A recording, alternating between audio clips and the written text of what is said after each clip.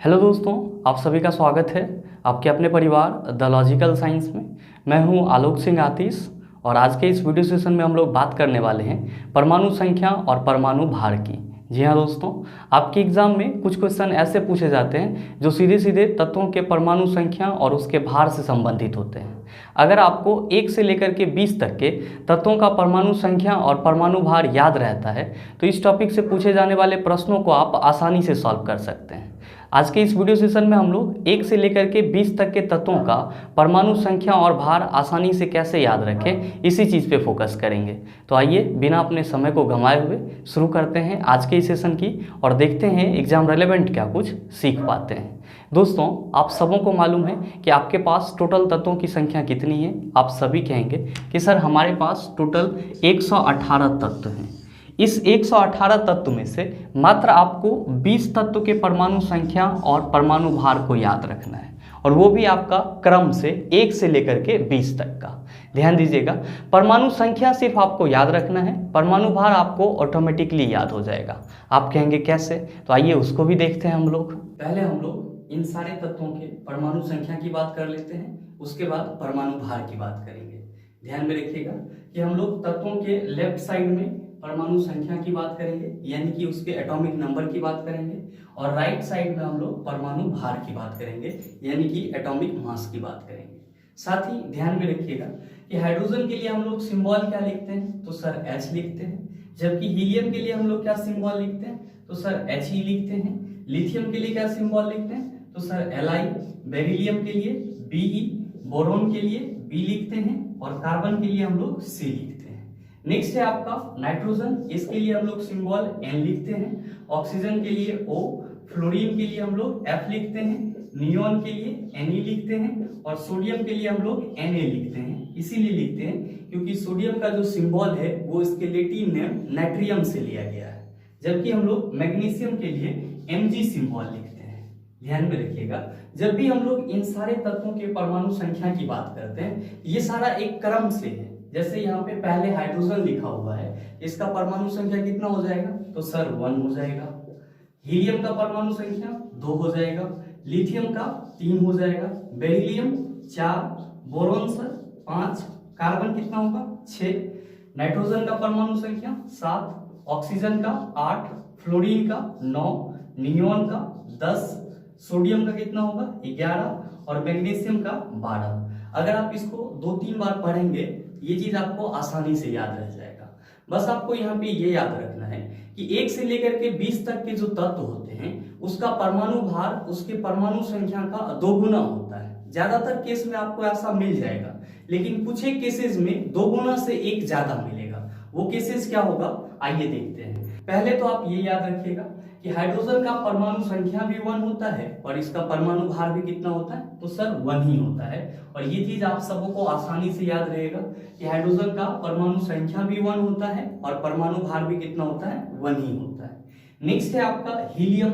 आप यहाँ पे ध्यान में रखिएगा कि जिस किसी भी तत्व का परमाणु संख्या सम संख्या होगा, उसका परमाणु भार सीधे उसके परमाणु संख्या का 2 गुना हो जाएगा, और अगर विषम संख्या है तो उसका परमाणु भार उसके 2 गुना का 1 ज्यादा होगा। आप कहेंगे कैसे, तो आप देख रहे हैं कि हीलियम का परमाणु संख्या कितना है, 2 क्या है आपका सम संख्या है, तो इसका परमाणु भार कितना होगा, आप सभी कहेंगे सर इसका 2 गुना हो जाएगा, तो 2 दूना 4, यानी कि हीलियम का परमाणु भार कितना हो जाएगा, सर 4 हो जाएगा। नेक्स्ट है आपका लिथियम। अभी जस्ट मैंने आपको बताया कि सम संख्या रहे तो उसका 2 गुना हो जाएगा, अगर विषम संख्या रहे परमाणु संख्या तो 2 गुना से 1 ज्यादा होगा। क्योंकि लिथियम का परमाणु संख्या 3 है, इसका परमाणु भार कितना हो जाएगा, तो सर इसके 2 गुना का 1 ज्यादा हो जाएगा।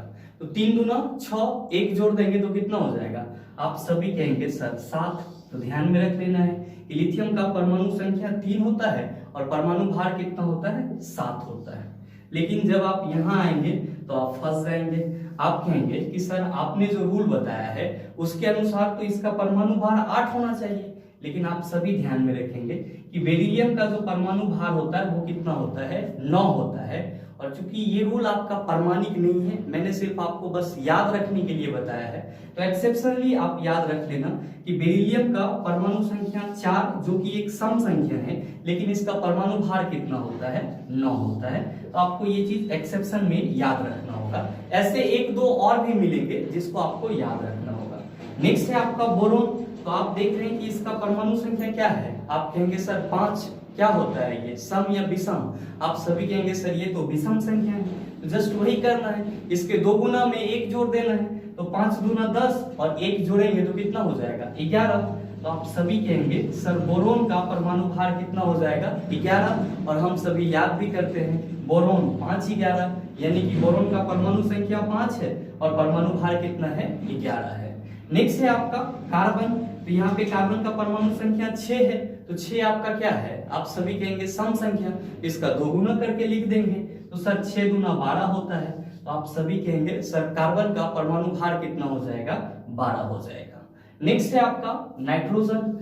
अब आप कहेंगे कि सर यहाँ पे नाइट्रोजन का तो परमाणु संख्या 7 है, जो कि एक क्या है, विषम संख्या है, तो ये वाला रूल होना चाहिए 7 दूना 14 1 15, लेकिन यहाँ पे आपको थोड़ा सा पेशेंस रखना है। सर ये एक्सेप्शन है, आप रूल के अकॉर्डिंग जो अभी जस्ट आपने देखा है, ये चीज मैंने आपको सिर्फ याद रखने के लिए बताया है, ऐसा कोई प्रामाणिक नहीं है। तो आप इसको याद रख सकते हैं कि सर नाइट्रोजन का परमाणु संख्या 14 होता है। बस बेरिलियम की तरह आपको एक्सेप्शनली याद रख लेना है। क्या याद रख लेना है, आपने देखा कि बेरिलियम का परमाणु संख्या 4 है, लेकिन इसका जो परमाणु भार है वो कितना हो जाता है, 9। तो 4 दूना 8 1 9, यहाँ तो विषम संख्या वाला रूल हो रहा है, तो आपको एक्सेप्शन में ये याद रख लेना है।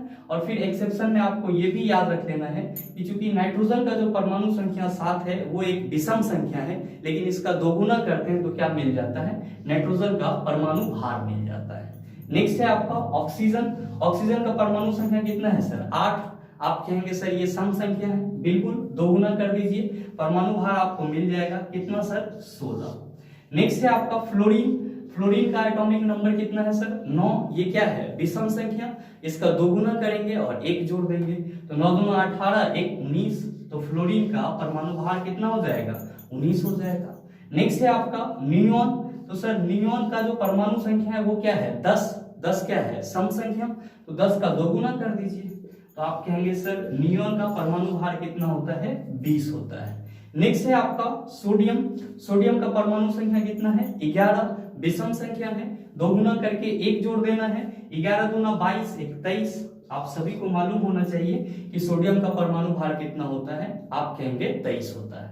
नेक्स्ट है आपका मैग्नीशियम। तो यहाँ पे 12 क्या है सर, आप कहेंगे सम संख्या, तो सीधे 2 गुना कर देना है, सर 2 गुना करेंगे तो कितना हो जाएगा, आप कहेंगे 12 दूना 24। तो मैग्नीशियम का परमाणु भार कितना होता है, तो सर 24 होता है। इसी तरह आप आगे के तत्वों का भी निकाल सकते हैं, आइए उसको भी डिस्कस कर लेते हैं, लेकिन उससे पहले वीडियो को पॉज करके अगर आप लिखना चाहते हैं तो लिख सकते हैं। अब हम लोग अगले तत्व की बात कर लेते हैं। आप सभी देख रहे हैं यहाँ पे आपका एल्युमिनियम है, तो ध्यान में रखिएगा इसका सिंबल क्या होता है, तो सर Al होता है।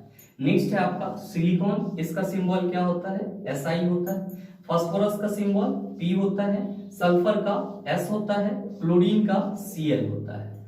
आर्गन का सिंबल Ar होता है, जबकि पोटेशियम का सर K होता है, इसीलिए क्योंकि इसका सिंबल इसके लैटिन नेम से लिया गया है, और पोटेशियम का लैटिन नेम क्या होता है, तो सर कैलियम होता है। नेक्स्ट है आपका कैल्शियम, इसका सिंबल क्या होता है सर, Ca होता है। अभी जस्ट हम लोगों ने पीछे में 12 तक के तत्वों को देखा था, तो 12 के बाद आपका 13 आता है। आप सभी याद रखिएगा कि एल्युमिनियम का परमाणु संख्या कितना होता है सर, 13 होता है। सिलिकॉन का परमाणु संख्या 14 होता है, फास्फोरस का 15 होता है, सल्फर का 16, क्लोरीन का 17 होता है, आर्गन का सर 18 होता है, पोटेशियम का 19 और कैल्शियम का सर परमाणु संख्या 20 होता है। क्या करना है सर, परमाणु भार निकालना है, आसानी से निकालेंगे। आप देख रहे हैं कि यहाँ पे एल्युमिनियम का परमाणु संख्या कितना है, 13। 13 क्या है आपका, आप कहेंगे विषम संख्या, वही रूल अपनाना है, 2 गुना करके 1 जोड़ देना है। जब आप 13 को 2 गुना कीजिएगा तो कितना होगा, 26, 1 जोड़ेंगे तो 27 हो जाएगा। तो आप सभी याद रखेंगे कि एल्युमिनियम का परमाणु भार कितना होता है, 27 होता है। नेक्स्ट है आपका सिलिकॉन, जिसका परमाणु संख्या कितना है 14। 14 क्या है आपका, आप सभी कहेंगे सम संख्या, इसका दोगुना कर देंगे तो सर सिलिकॉन का परमाणु भार कितना होता है, तो 28 होता है। नेक्स्ट है आपका फास्फोरस। फास्फोरस का परमाणु संख्या कितना है 15। आप सबों को मालूम है कि 15 एक विषम संख्या है। रूल क्या होगा, तो 15 दूना 30 और 1 जोड़ देंगे तो सर फास्फोरस का परमाणु भार कितना आ जाएगा, तो सर 31 आ जाएगा। नेक्स्ट है आपका सल्फर, और देख रहे हैं कि इसका जो परमाणु संख्या है वो क्या है, एक सम संख्या है तो दोगुना कर देना है तो सर सल्फर का परमाणु भार कितना हो जाएगा, आप सभी कहेंगे सर 32 हो जाएगा।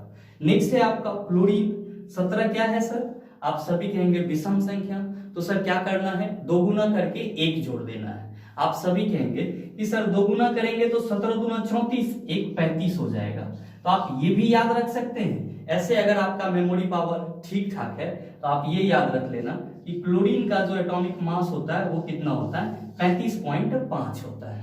ऐसे आप अगर 35 याद रखते हैं इस रूल के सहारे तो आपका ये भी चीज सही होगा। नेक्स्ट है आपका आर्गन, पोटेशियम, कैल्शियम। जब आप यहाँ आएंगे तो आप सभी कहेंगे सर यहाँ पे तो हमारा रूल फेल हो जाएगा, लेकिन फेल नहीं होगा।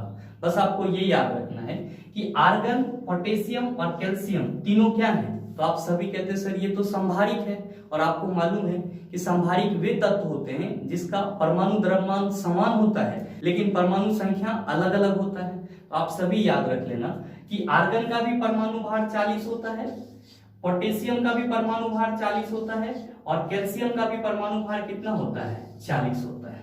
ऐसे जब आप रूल से चलेंगे तो आप कहेंगे सर ये तो सम संख्या है, इसका परमाणु भार तो 18 दूना 36 होना चाहिए, यहाँ पे आप फंस सकते हैं। पोटेशियम रूल से चलेंगे तो सर यहाँ पे आप सही हो जाएंगे, कैल्शियम रूल से चलेंगे यहाँ भी आप सही हो जाएंगे, लेकिन आर्गन में आप फंस जाएंगे। उतना आपको माथा पच्ची नहीं करना है, बस ये याद रख लेना है कि आर्गन, पोटेशियम और कैल्शियम ये तीनों क्या है, संभारिक हैं। क्यों, क्योंकि इसका जो परमाणु द्रव्यमान होता है वो समान है, लेकिन इन तीनों का परमाणु संख्या क्या है सर, अलग अलग है। साथ ही साथ आप ये भी याद रख लेना कि किसी भी तत्व को उसके परमाणु संख्या और परमाणु भार के साथ कैसे रिप्रेजेंट करते हैं। तो मान लीजिए कि आपका ये X एक तत्व है, तो इसके परमाणु संख्या और परमाणु भार को आप कैसे रिप्रेजेंट करेंगे, तो आप सभी ध्यान में रखेंगे कि किसी भी तत्व के परमाणु संख्या को उसके हम लोग नीचे लिखते हैं।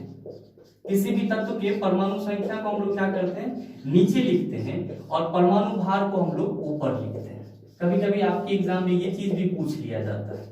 जैसे अगर आपसे कोई ये पूछते कि बाबू ये बताओ कि सिलिकॉन का परमाणु संख्या और परमाणु भार क्या होगा, तो आप कैसे लिखेंगे, तो सर सिलिकॉन का परमाणु संख्या होता है 14 और इसका परमाणु भार कितना होगा, तो आप सभी कहेंगे 28। आप इस तरह से लिख देंगे। इसका मतलब ये हुआ कि ये जो 14 है ये सिलिकॉन का परमाणु संख्या है और ये जो 28 है ये सिलिकॉन का परमाणु भार है। मेरे मित्र उम्मीद करते हैं यहाँ तक कि जो भी तथ्य है उसका परमाणु संख्या और परमाणु भार अब आपके माइंड में आसानी से रहेगा। और साथ ही साथ उम्मीद ये भी करते हैं ये छोटा सा वीडियो आपको अच्छा लगा होगा। अगर आपको वीडियो अच्छा लगा तो वीडियो को लाइक कीजिएगा, ज्यादा से ज्यादा शेयर कीजिएगा, और हाँ अगर चैनल पे नए हैं तो सब्सक्राइब करके बेल आइकन दबा लीजिएगा ताकि इस तरह के एग्जाम रिलेवेंट वीडियो का नोटिफिकेशन सबसे पहले आपके पास पहुंचे और आप उसको सबसे पहले देख पाए। मिलते हैं फिर अगले सेशन में, तब तक के लिए best of luck. Thank you, have a nice day.